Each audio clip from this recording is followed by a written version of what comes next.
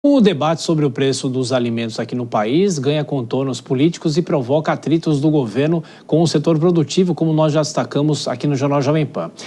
A gente continua nesse assunto porque o nosso convidado agora é o diretor executivo da Federação dos Hotéis, Restaurantes e Bares do Estado de São Paulo, doutor Edson Pinto. Tudo bem, doutor? Muito obrigado mais uma vez pela participação, pela gentileza. Boa noite.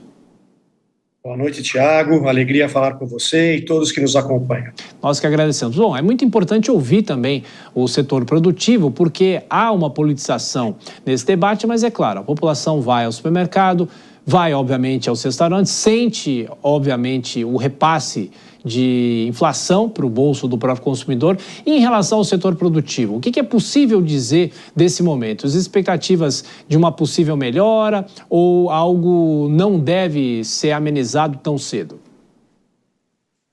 Os bares e restaurantes, Tiago, têm enfrentado desafios bastante significativos desde os impactos da pandemia de Covid-19, que causaram um endividamento no setor que persiste até hoje.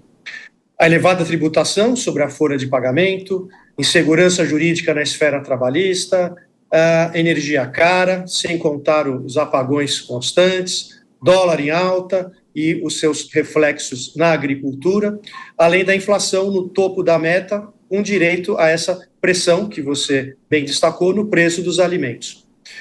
O Brasil fechou as contas em 2024 com o Índice Nacional de Preços ao Consumidor Amplo, o IPCA, em 4,83%, ou seja, 0,33% acima do teto da meta estabelecida pelo Conselho Monetário Nacional.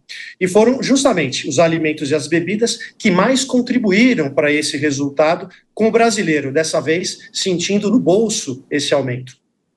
O ponto positivo a ser destacado é que os bares e restaurantes absorveram parte dessa alta e seguraram os reajustes no cardápio. Quando os alimentos sofrem reajustes, os empresários do setor reduzem a margem de lucro e mudam o cardápio.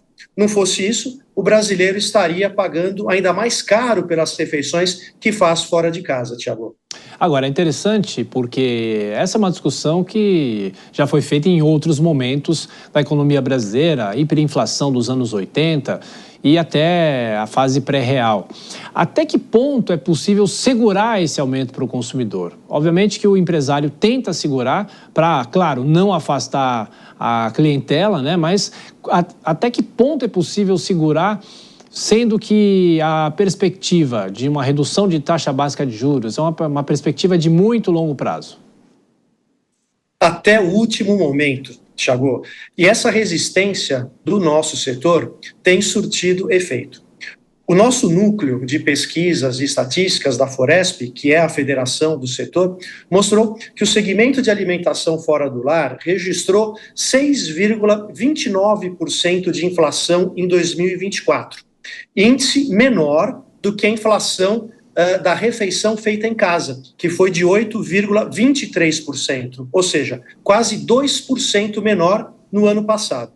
Mas o dado ainda mais relevante dessa pesquisa é que nos últimos 5 anos, a inflação nos restaurantes ficou 16,3% abaixo da inflação nos supermercados, confirmando que é mais barato se alimentar em restaurantes do que cozinhar em casa.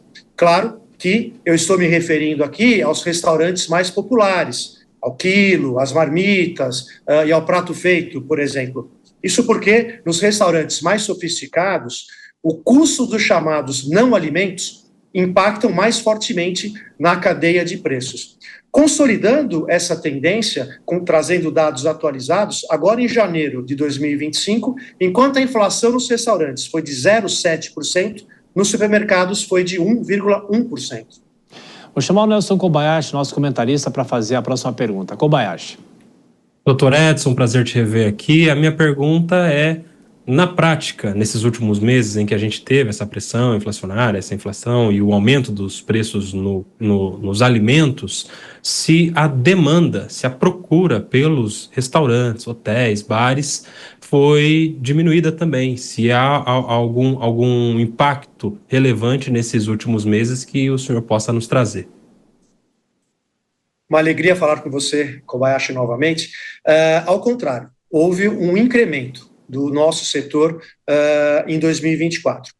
Nós somos um dos maiores geradores de emprego do país e alimentamos milhões de trabalhadores a um baixo custo. E por isso nós somos um setor essencial da economia, já que as pessoas precisam fazer ao menos uma refeição fora do lar ao dia.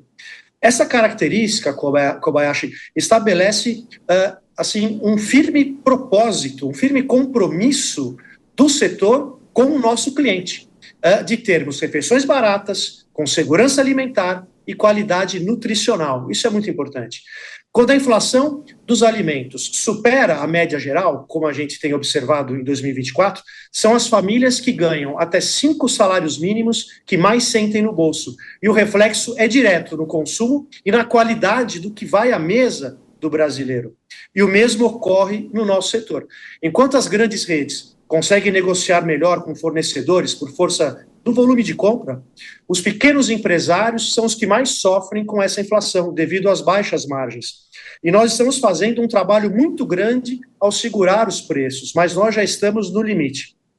E se eu puder complementar, 2 itens da nossa cadeia de custos que estão impactando muito negativamente essas já estreitas margens de lucro e os preços no cardápio das pequenas empresas. Um é o vale-refeição e suas taxas cada vez mais abusivas.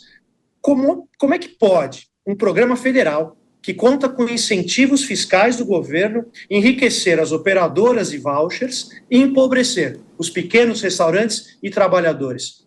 Isso ocorre porque as taxas dos vouchers de refeição têm chegado a absurdos 14%, após todos os penduricalhos que são impostos nos contratos feitos com os restaurantes. O resultado disso é que o alimento popular fica mais caro e o vale não dura até o final do mês. Ele está durando cerca de 10 a 15 dias só.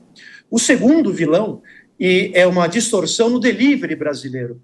A conveniência e essa mudança nos hábitos de consumo impulsionaram o delivery no Brasil, que cresceu 42% nos últimos 5 anos. O problema é que uma única empresa domina 85% ou mais desse mercado, ou seja, não existe concorrência.